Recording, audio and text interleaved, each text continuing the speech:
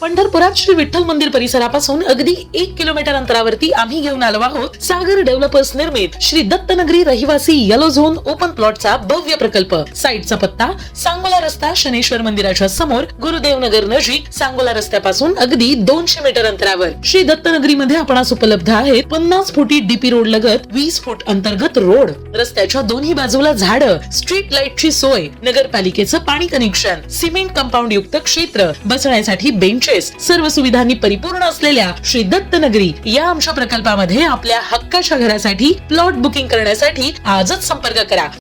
ताज्या घडामोडी पाहण्यासाठी आमच्या YouTube चॅनलवरील PVR म्हणजेच पंढरी वार्ता या न्यूजला सबस्क्राइब करा आणि शेजारील बेल आयकॉनवर क्लिक करा। संघाचा गड सर केलेला होता, तर विठ्ठल सहकारी साखर कारखान्याच्या चेअरमन पदाची धुरा सांभाळताना त्यांनी विठ्ठल सहकारी साखर कारखान्याच्या माध्यमातून जे काही कारखान्याला अडचणीतून बाहेर काढत विकासाच्या वाटेवर नेण्याचा प्रयत्न केला आहे, त्यामुळेही त्यांची विठ्ठल परिवारातली वाढती लोकप्रियता लक्षात घेता या निवडणुका त्यांच्यासाठी देखील आणि विठ्ठल परिवारासाठी देखील मोठ्या प्रतिष्ठेच्या ठरणार आहेत। आमदार साहेब या ठिकाणी उपस्थित आहेत, आपण त्यांच्याकडून याबाबतच्या भावना जाणून घेऊयात। आमदार साहेब, पंढरपूर तालुक्यामध्ये आतापर्यंत जे राजकारण आहे त्याच्यामध्ये नेते मंडळीच्या हातात कुठल्याही पक्षाचा झेंडा असो, परंतु जिल्हा परिषद, पंचायत समिती निवडणुका आणि ग्रामपंचायतीच्या निवडणुका या विठ्ठल परिवार आणि पांडुरंग परिवार किंवा त्यापूर्वी अण्णा गट आणि परिचारक गट यांच्यामध्येच होताना दिसून आलेल्या होत्या। आताही वेगवेगळे झेंडे असतील कदाचित, पण ही निवडणूक विठ्ठल परिवार आणि पांडुरंग परिवार अशीच होणार आहे, काय सांगेल? नाही, मुळामध्ये आता आपल्या तालुक्याची रचना ही 4 विधानसभा मतदारसंघामध्ये झाल्यामुळं त्या ठिकाणी प्रत्येकाचा जनसंपर्क आणि हे काम करत असताना विठ्ठल सहकारी साखर कारखाना हा एक बेस या तालुक्याचा आहे, जो अर्थकारणाचा आणि औदुंबरांनी घालून दिलेलं जे रोप आहे ते आता वटवृक्षामध्ये रूपांतरित होत असताना विठ्ठल कारखान्याची पार्टी विरुद्ध दुसऱ्या गटाची पार्टी असा आत्तापर्यंतचा इतिहास होता। अण्णांच्या काळात आपण बघितलं असेल विठ्ठल कारखाना आणि त्यातून बाहेर पडलेले काही जणांनी दुसरा केला आणि मग विठ्ठल कारखाना हा बेस पकडून या विठ्ठल कारखान्याचे सभासद, या विठ्ठल कारखान्यावरती प्रेम करणारी लोक ही तालुक्यात पसरलेली आहेत आणि मग प्रत्येक गावामध्ये विठ्ठल कारखान्याचा गट असल्यामुळं आज आपण जर बघितलं तर जसं आपण बोलताना सांगितलं की आज माझ्या विधानसभा मतदारसंघामध्ये ज्या जागा आहेत त्याचा तर मी त्या ठिकाणी सातत्यानं पाठपुरावा करतो आहे, परंतु 8 जिल्हा परिषद आणि 16 पंचायत समितीमध्ये त्या ठिकाणी काम करत असताना वेगवेगळ्या बाजूनं मी कधीही त्या ठिकाणी विधानसभा मतदारसंघापुरता मर्यादित न काम करता पूर्ण तालुका म्हणून काम केल्यामुळं आज 8 जिल्हा परिषद गट आणि पंचायत समिती 16मध्ये त्या ठिकाणी चाचपणी केली, गाव भेट दौरा आम्ही संपवत आणला आहे आणि मग सगळे जे सहकारी आहेत त्यांनाही या निवडणुकीत काय आहे की वाखरी जरी त्या ठिकाणी पंढरपूर मंगळवेढा मतदारसंघात येत असेल तर वाखरीचे अनेक लोक जे माढा तालुक्यातल्या केवडमध्ये त्या ठिकाणी 15-15, 20-20 दिवस मुक्कामाला होती। मग पुळूजची काही लोक असतील, मोहोळ मतदारसंघात गेलेली, बंडीशा गाव असेल, शेळवा असेल, ते सांगोला मतदारसंघ, पण ही सगळी लोक माढा तालुक्यात जाऊन रात्रंदिवस प्रचार करून मला निवडून आणलं आणि मग ही निवडणूक त्यांच्यासाठी आहे। ज्या लोकांनी मला निवडून आणलं आता त्यांना त्या ठिकाणी पुन्हा संधी द्यायची आहे, म्हणून ही निवडणूक आहे। म्हणून आपण बघितलं असेल तालुक्यामध्ये आजच्या तारखेला तरी कोणत्याही नेत्यानं, कोणत्याही पार्टीचा असू द्या, कोणत्याही गटाचा असू द्या, आज मी 3 वेळा कारखान्यावरती बैठक घेतली, इच्छुक उमेदवाराच्या 2 वेळा मुलाखती घेतल्या। ह्या सगळ्यांना ऊर्जा निर्माण व्हावी म्हणून ह्या सगळ्याला एकत्र येत असताना अनेक कार्यक्रमाच्या माध्यमातून ह्या माध्यमातून मी त्यांच्या गावात जाणं, त्यांच्या लोकांना भेटणं आणि या माध्यमातून सगळी पार्टी चार्ज ठेवणं आणि आता गाव भेट माझी 80% गावं संपवली। आज तालुक्यात कुठल्याही नेत्यानं गाव भेट केली नाही, बैठका घेतल्या, मुलाखती, इच्छुक त्यांचं काय चाललंय ती तुम्ही आतल्या बाजूनं माहीत नाही आम्हाला, पण जी उघड आणि ऊर्जा भरायचं काम आहे ती एकमेव विठ्ठल कारखान्याची पार्टी करते। आबासाहेब, ग्रामपंचायती सत्ता, पंचायत समितीची सत्ता, जिल्हा परिषदेची सत्ता ही गावगाड्याच्या विकासासाठी महत्त्वाची भूमिका बजावणारी ठरत आलेली आहे. मागील वेळेला जिल्हा परिषदेवर वर्चस्व मिळवू शकला नाही विठ्ठल परिवार. आणि खरं तर मागील अनेक वर्षाचा इतिहास जर पडताळून पाहिला तर जिल्हा परिषद आणि पंचायत समितीच्या सत्तेपासून अनेक वेळा राहिलेला आहे. आणि अशा वेळी विठ्ठल परिवारातील गावगाड्यावर अन्याय होतो आहे. ज्या गावातून विठ्ठल परिवाराचं बहुमत आहे, ज्या गावात विठ्ठल परिवाराची ताकद मोठी आहे, त्या गावगाड्याला रस्ते, शाळा किंवा जिल्हा परिषदेच्या माध्यमातून निरनिराळ्या योजना देताना अन्याय केला जातो आहे, अशी एक भावना व्यक्त होत आलेली होती. आणि त्यातूनच विठ्ठल परिवार त्वेषाने याही निवडणुका लढताना दिसून आला होता. आता यंदा परिस्थिती थोडीशी बदललेली आहे. तुम्ही विठ्ठल सहकारी सूतगिरणीच्या कार्यक्रमात विठ्ठल परिवाराला एकत्र येण्याची हाक ही दिली होती. काय सांगाल यावर? नाही, मुळात ही निवडणूक आमच्या नेते मंडळीची नाही. आणि आपण बघितलं असेल की नगरपालिकेची निवडणूक असू द्या, माझ्या घरात पण आमच्याकडं महिला उमेदवार होत्याच. आज देखील जिल्हा परिषद पंचायत समितीमध्ये माझ्या घरातला कोणी उमेदवार त्या ठिकाणी इच्छुक असू नाही तर नसू पण उभारणार नाही. ही निवडणूक ज्या लोकांनी आम्हाला निवडून आणले त्या सहकार्याचे आणि ही निवडणूक त्यांच्यासाठी लढायची आहे, ज्यांनी आम्हाला रात्रीचा दिवस केला आहे. आणि मग आत्ता आपण जसं म्हणला आम्ही हाक दिली, सगळ्याला सोबत घ्यायचा प्रयत्न करतो आहे, पण प्रत्येकजण माझ्यासाठीच म्हणते. ह्याच्यापेक्षा ह्या ज्यांनी आपल्यासाठी केलं ह्यांच्यासाठी करण्याची ही निवडणूक आहे. आज आम्हाला विठ्ठल कारखान्याची संधी दिली म्हणून बंद पडलेला कारखाना चालू झाला. ज्या कारखान्याचं पूर्वी 3 लाख गाळप झालं होतं त्याचं आज आम्ही 1 महिन्यात 3 लाख गाळप केलं. हे पहिल्या वर्षी आम्ही निवडून आलो ते 7 लाख गाळप झालं होतं, आज 2.25 महिन्यात 7 लाख गाळप केलं. आज आपण जाधववाडीत उभा आहे. आज इतिहासात कधीही जाधववाडीतनं 4700 टन ऊस कधी आला नव्हता. अजून ऊस चालू आहे. आज एवढा ऊस या गावातनं आला. आज वाखरी गाव आहे, परवा आपण बघितलं असेल एक बातमी लागली होती, वाखरी गावाच्या इतिहासात 9000 टन ऊस कधीही त्या ठिकाणी विठ्ठल कारखान्याला गेला नव्हता. आज 9000 टन ऊस जाऊन अजून तेवढाच ऊस जाऊ शकतो. आणि मग ही विठ्ठल कारखाना बेस म्हणून ऊस आणि पार्टी औदुंबरांनी रचलेली, ह्याचा आम्ही एकंदरीत विचार करताना आता प्रत्येक गावातल्या ज्या सहकारी आहेत ह्यांना निवडून आणायसाठी माझी आपल्या माध्यमातून विनंती आहे की गट तट पक्ष पार्टी बाजूला ठेवून ह्यांच्यासाठी आपण त्या ठिकाणी त्यांच्या पाठीशी सगळ्यांनी मिळून उभारलं पाहिजे, ही खरी आमची भूमिका आहे. आबासाहेब, शक्तिपीठ महामार्ग आता या भागातून जातो आहे. खरं तर हा जो परिसर आहे हा परिसर राष्ट्रीय महामार्गापासून खूप दूर अंतरावर आहे. आणि अशा वेळी इथून शक्तिपीठ महामार्ग जातो आहे. ज्या मेंढापूर MIDCसाठी तुम्ही पाठपुरावा करताय त्या MIDCलाही त्याचा फायदा जसा होणार आहे. आणि याबाबत तुम्ही विधानसभेत जी काही भूमिका घेतली होती त्याचं मुख्यमंत्र्यांनी कौतुक केलं आहे, काय सांगा? नाही, आपण बघितलं असेल तर मी ह्या अधिवेशनाच्या आधी नागपूरच्या हिवाळी अधिवेशनाच्या आधीच्या अधिवेशनात शक्तिपीठावरती 2 वेळा बोललो. शक्तिपीठावर बोलत असताना मी ती भूमिका घेतली की जो रस्ता आता नेणार आहे तो आत्ता जो नागपूर रत्नागिरी रोड आहे त्या सिमेंट नॅशनल हायवेच्या रस्त्याच्या शेजारी हा रस्ता जाणार आहे. आणि मग आहे या रस्त्यावरती त्या ठिकाणी वाहतूक नाही. आणि मग इकडं जर वाहतूक वाढवायची असेल तर त्या ठिकाणी त्या रस्त्याला ही दुसरा रस्ता करून वाहनं येणार का? कोल्हापूर सांगलीमध्ये खूप मोठा विरोध आहे, बागायत क्षेत्र जाते. आणि मग आज मुख्य गोष्ट अशी आहे की छत्रपती शिवाजी महाराज शक्तिपीठ जोडणार आहे. आपण शक्तिपीठामध्ये सगळ्या देवी मंदिरं धार्मिक स्थळं जोडायचं हा मुख्य उद्देश मुख्यमंत्र्यांनी अधिवेशनात बोलला होते. आणि मग या छत्रपती शिवाजी महाराजांचं कुलदैवत हे आई तुळजाभवानी आणि शिखर शिंगणापूर हे देखील यात जोडलं जाते. आपलं ज्योतिबा देवस्थान जोडलं जाते, पन्हाळगड जोडला जातो, बाळूमामा मंदिर जोडलं जाते. आणि मग हे ज्यावेळेस विधानसभेत मांडलं त्यावेळेस ह्या रस्त्यापेक्षा ह्या रस्ता घेतल्यानंतर ह्या रस्त्याच्या 2 गोष्टी होतील की हा माळ रानावरनं रस्ता जाणार आहे आणि ह्याच्यामध्ये बार्शीच्या पुढून माढ्याच्या आणि उपळाईच्या तिथून लाईन कुठंतरी येईल आणि तिथून पुढं मोडलीमपासून करकमवरनं आव्यातनं जांभूड आणि तसाच तो पुढं जाईल. ह्या माध्यमातून काय होणार आहे, माढ्याच्या वरच्या बाजूला आम्ही एक MIDC मागणी करतो आहे. आज मोडलीम MIDCचं आपली अधिसूचना झाली, आता मोजणी सुरू आहे.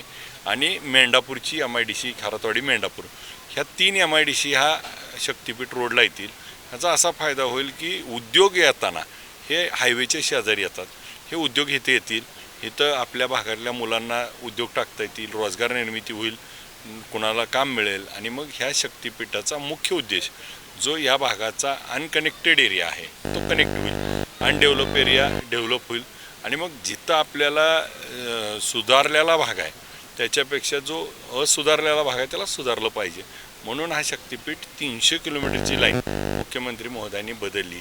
आज आपण बघितलं असेल विधानसभेत देखील आम्ही प्रश्न 86,000 कोटी रुपयाचा हा रस्ता आहे, म्हणजे एका किलोमीटरला 100 कोटी रुपये खर्च आहे.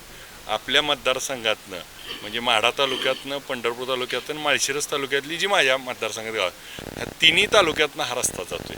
90 किलोमीटर रस्ता मतदारसंघातनं अंदाजे जाईल, कधी 75 किंवा 90 किलोमीटरच मॅक्सिमम जाईल. 90 किलोमीटर रस्ता म्हणजे 100 कोटी रुपयेनं 9,000 कोटी रुपये ही ह्या भागात त्या ठिकाणी विविध कामातनं येतील.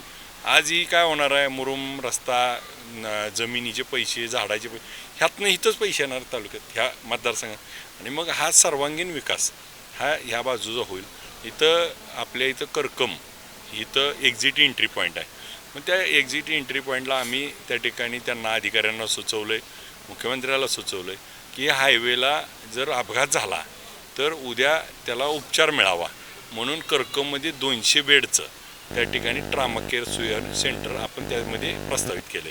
जेणेकरून ती जर ट्रामा केअर सेंटर झालं तर त्या अपघात झालेल्या लोकांचा तर तिथं उपचार होईल, परंतु ह्या भागातल्या सगळ्याला तिथं उपचार मोफत घेता येईल. त्याचबरोबर तिथं वारकरी सेवा केंद्र म्हणजे जर आपला विदर्भातला एखादा वारकरी पंढरपूरला यायचा आहे आणि तो तिथं आला, आत्ता आपण टेंभुर्णी पंढरपूर रोड बघतोय, तर टेंभुर्णी पंढरपूर रोडची वाहतूक वाढली आहे म्हणून टेंभुर्णी पंढरपूर मंगळवेढा हा 2 नॅशनल हायवेला जोडावा म्हणून गडकरी साहेबांकडे त्याच्यावर आम्ही सातत्यानं पाठपुरावा केला होता आणि त्याला देखील मंजुरी मिळाली आहे. त्याचं आता सर्वेचं काम चालू आहे, त्यामुळं तो 4 पदरी होतो आणि हा वरनं जाणार 8 पदरी. जिथं क्रॉस होतोय तिथं वारकरी सेवा केंद्र आणि त्या वारकरी सेवा केंद्राच्या माध्यमातून लोकांची राहायची, झोपायची सगळ्या सोयी तिथं होतील. तिथं एखादा फूड कोर्ट येईल आणि ह्या माध्यमातून ह्या भागाला रोजगार निर्मिती होईल. अशा पद्धतीची आमची भूमिका ह्या माध्यमातून आहे. आणि मग आपल्या भागात करकम किंवा जाधववाडी ही टप्पा ह्या भागात द्राक्ष आणि बेदाणा, डाळिंब, केळीचं उत्पादन जास्त होते. आणि मग करकमच्या शेजारी मोडलीम आहे, तिथं मोडलीमला आम्ही कार्गो टर्मिनलला मंजुरी मिळाली जिथून सगळ्या कंटेनरनं माल जाईल. आणि ह्या शक्तीपीठावर करकममधनं ज्यावेळेस आपण वर जाऊ त्यावेळेस तो डायरेक्ट फोर्टला माल जाईल जो समुद्रातनं परदेशात जाईल.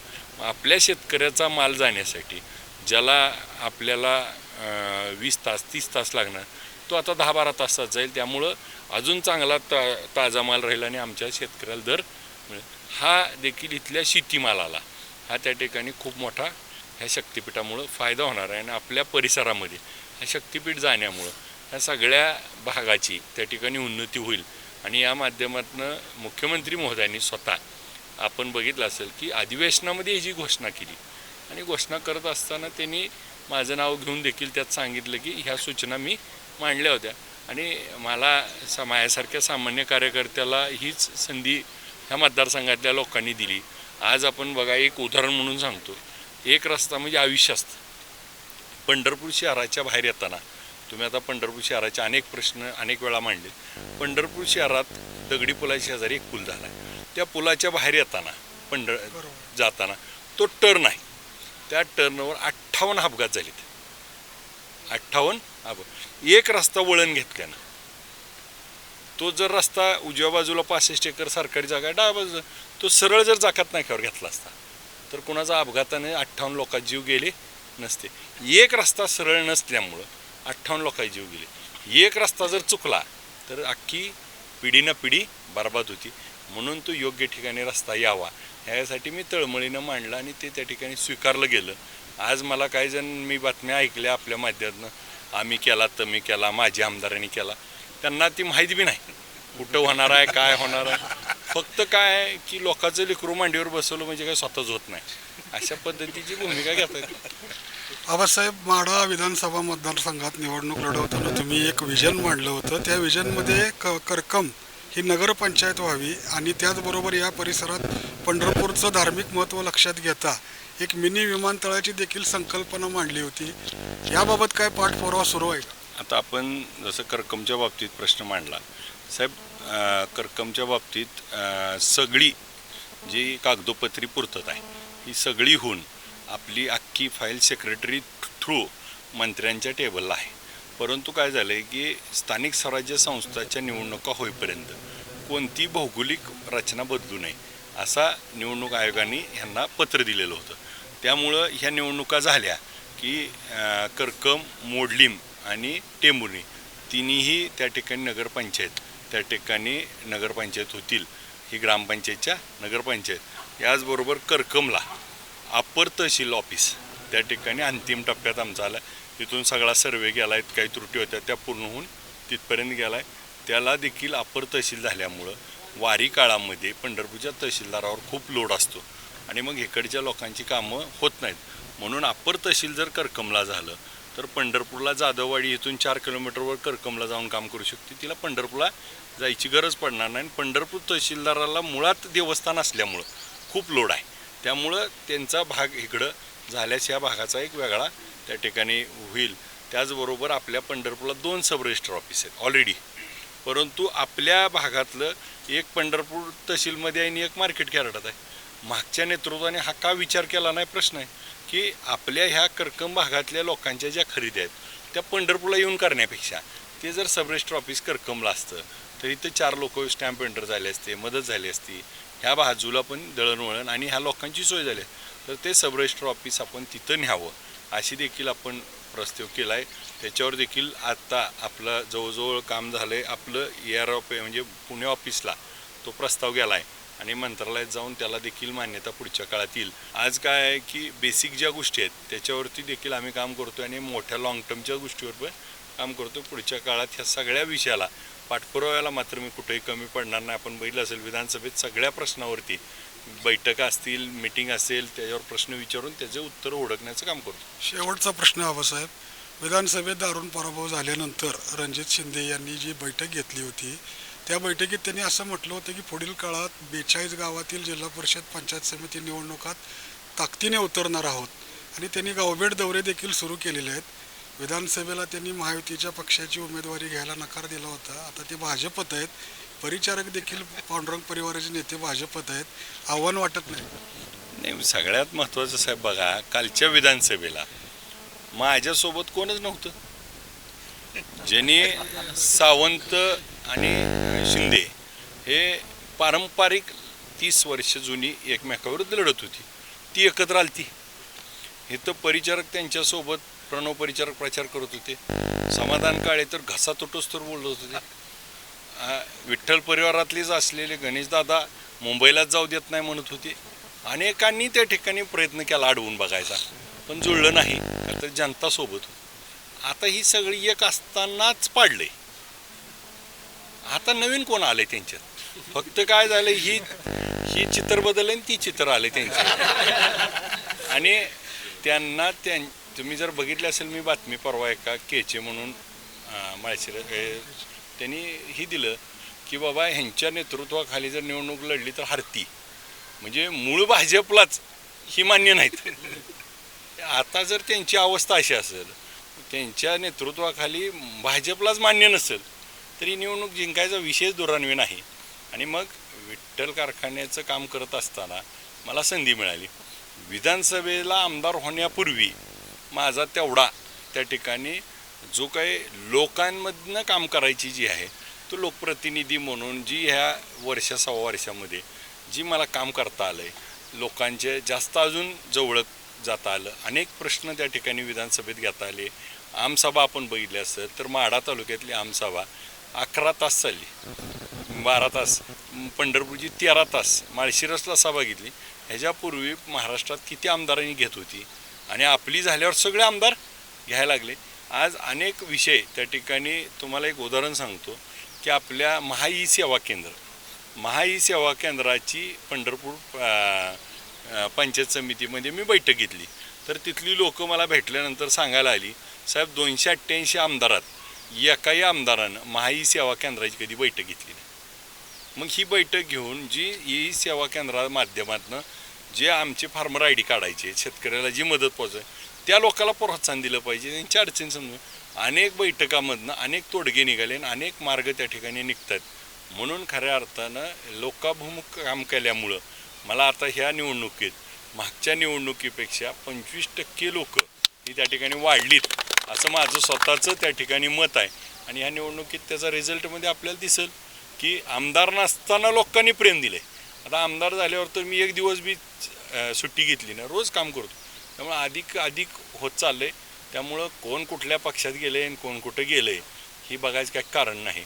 पक्ष ह्याच्या पलीकडं लोक आपल्यासोबत असणं आणि यांना का गरज पडली, मी मागं पण बोललो आहे, ह्यांना भाजपमध्ये जाण्याचा एकमेव उद्देश आहे की जिल्हा दूध संघाच्या जागा गिळायच्यात, आपण केलेला भ्रष्टाचार जिरवायचा आहे आणि या माध्यमातून अनेक त्यांची भ्रष्टाचाराची प्रकरणं आहेत जी त्या ठिकाणी त्यांना सत्तेत राहून त्या ठिकाणी आपल्यावरती वक्रदृष्टी नसावी आणि मग काही त्यांना त्यांची जी काय स्वतःचे स्वार्थ साधवून घ्यायचे याच्यामध्ये भाजपाला पण माहिती आहे की कोण काय आहे आणि कोण किती पाण्यात आहे आणि उद्याच्या निवडणुकीनंतर ती बी कळेल.